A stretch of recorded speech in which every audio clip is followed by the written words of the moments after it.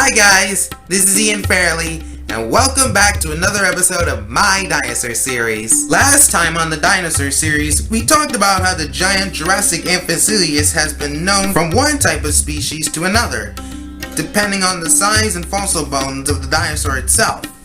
We also talked about how the Saurophaganax was a bigger version of Allosaurus, and how it got its name in the first place, according to fossil evidence studies of its lifestyle and terrain. And let me tell you, Saurophaganax is not only as big as T-Rex, but also as ruling as the T-Rex as well.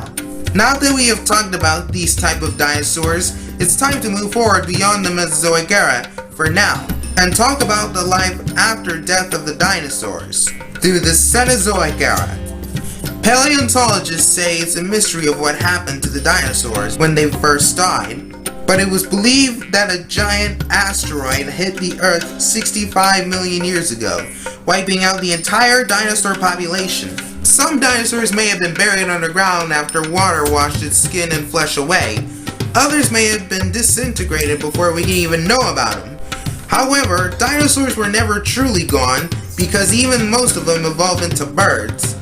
I might have said this before about birds descending from dinosaurs before in one of my recent episodes, but if you ever looked at a dinosaur's feet in a movie or TV show, it looks as similar as a bird's feet at the same time. You'll notice that birds can be dinosaurs too. Anyways, let's talk about the Cenozoic Era, shall we? The word Cenozoic is a term that refers to new life, which means it's Earth's current geological era that represents the last 66 million years of Earth's history. It is characterized by the dominance of not only birds, but mammals and flowering plants as well. The Cenozoic Era is the latest of the three geological eras following the Paleozoic and the Mesozoic Era. I've never talked about much about the Paleozoic Era, but we'll get into that later. Anyways, the Cenozoic Era was known as the Age of Mammals, because the terrestrial animals that dominated both hemispheres were mammals. The Eurytherians in the northern hemisphere and the Metatherians in the southern hemisphere. The extinction of many groups allowed mammals and birds to greatly diversify so that larger ones have dominated life on Earth. The continents also moved into their current positions during this era. And about the time periods of the Cenozoic Era, there are three parts of them divided into each period: Paleogene, Neogene, and Quaternary, along with the epochs, such as Paleocene, Eocene, Oligocene, Miocene, Pliocene, and Pleistocene. The Paleocene lasted from 65 to 55 million years ago, when the first small mammals appeared in this world after going through dinosaur extinction. The Eocene is when, from 33 million years ago, is when most animals had to live in forests and riversides. Strange animals appeared on that day, and it was unusual. I mean, we see giant birds the size of an ostrich eating horses that never used to be big until modern day. Like, these horses were small, and on top of that you have whales that look like crocodile dogs walking on land. Therefore, whales used to have limbs before evolving themselves underwater.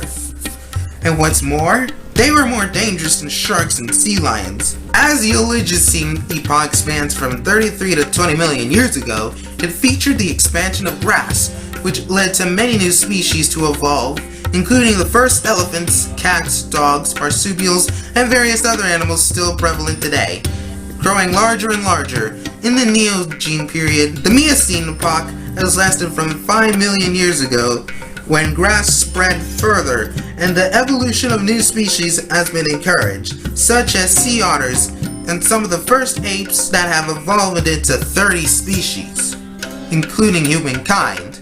The Pliocene period lasted from 2 million years ago, when the dramatic climate changes led to some modern species of flora and fauna. The seas have dried up due to what everybody calls the Ice Age, reducing sea levels and freezing up most of the land on Earth.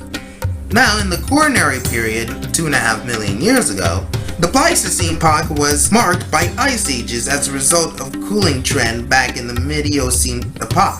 Many animals evolved, including mammoths, giant ground sloths, dire wolves, saber-toothed cats, bears, and most of all, Homo Sapiens. All the continents were affected by the Ice Age except Africa, to a lesser extent. However, it still retains even the most dangerous creatures of the savannas, such as hippos. The last epoch of the Quaternary period is the Holocene epoch, when 10,000 years ago, human history began. Before civilization in modern times, humans had to wear wild clothing from plants to the skin of animals we hunted. You heard right. We used to hunt animals for food to keep our bodies sustained, but that in turn has resulted in the extinction of many prehistoric animals, also known as the sixth extinction. And what's worse is that we are even creating extinction towards modern animals even today. Good thing the law had to do something about it. But seriously, we need to take care of our animals. They're just like us. They need life. Another thing that humans did in the past were cave paintings, the most artistic way of telling stories of our past and present, though we couldn't actually talk yet. And we even discovered what animals fear mostly, the first fire. Well folks, that's all the basic stuff you need to know about the Cenozoic Era. If you like this video, please leave a like in the comment section and subscribe to this channel. I will be hosting the first ever Q&A live stream on Monday at 2 p.m. in the afternoon. So if you have any questions about a certain dinosaur I know of, I'll be able to answer them. This is Ian Fairley, and thank you for listening.